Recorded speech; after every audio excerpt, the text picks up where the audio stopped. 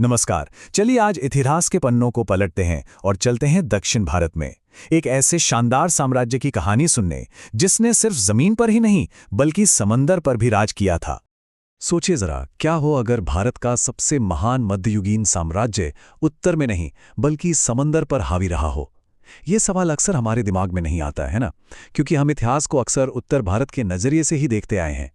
लेकिन आज हम बात करेंगे चोल साम्राज्य की, एक जबरदस्त समुद्री ताकत की।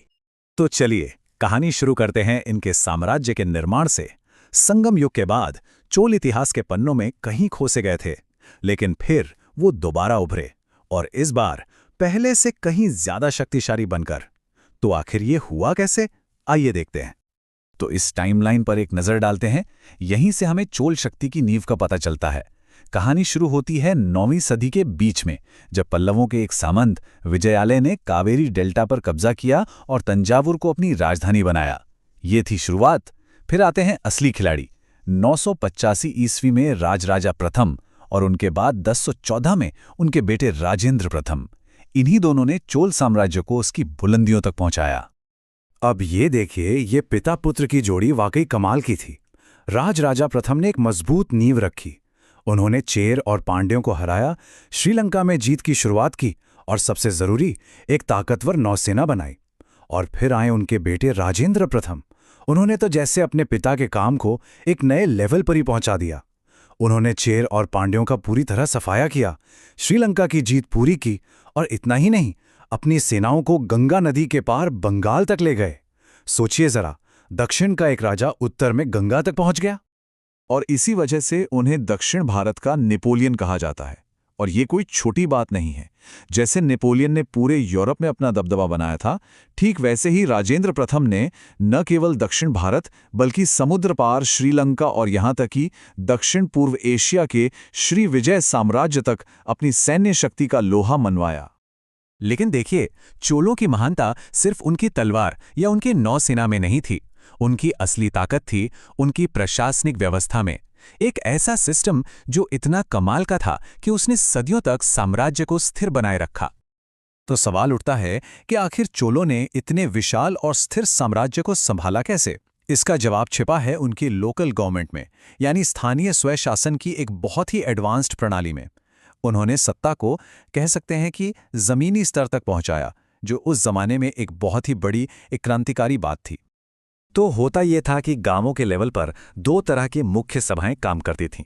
एक थी उर, ये आम किसानों की सभा थी, जहां जाहिर है उच्च जाति के जमींदार, जिन्हें विल्लाल कहते थे, उनका बोलबाला था। और दूसरी थी सभा, ये विद्वान ब्राह्मणों की असेंबली थी, जो ब्रह्मदेय यानी टैक्स फ्री जमीनों का मैनेजमेंट देखती थी।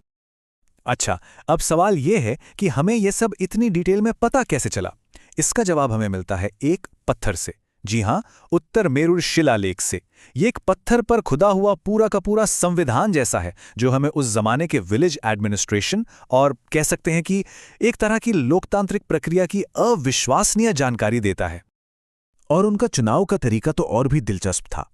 देखिए कैसे होता था। सबसे पहले जो भी योग्य उम्मीदवार होते थे, उनके नाम ताड़ के पत्तों पर लिखे जाते थे। फिर इन सारे पत्तों को एक बर्तन में डाल दिया जाता था। इसके बाद एक छोटे बच्चे को बुलाया जाता था और उसे बर्तन से कोई एक पत्ता निकालने को कहते थे। और बस जिस पत्ते पर जिसका नाम निकला, वही उस कमेटी का मेंबर बन जाता था। एक तरह की लॉटरी सिस्टम जो ये पक्का करती थी कि चुनाव निष्पक्ष हो। चोल एडमिनिस्ट्रेशन को समझने के लिए ये 3 शब्द बहुत जरूरी है। पहला है नाडु। ये कई गांवों का एक ग्रुप था, मतलब एक बड़ी एडमिनिस्ट्रेटिव यूनिट। फिर आता है वेटी। ये एक तरह का टैक्स था, लेकिन पैसे में नहीं बल्कि जबरन मजदूरी के रूप में लिया जाता था। और तीसरा है कदमई, जो जमीन पर लगने वाला मुख्य लैंड रेवेन्यू टैक्स था।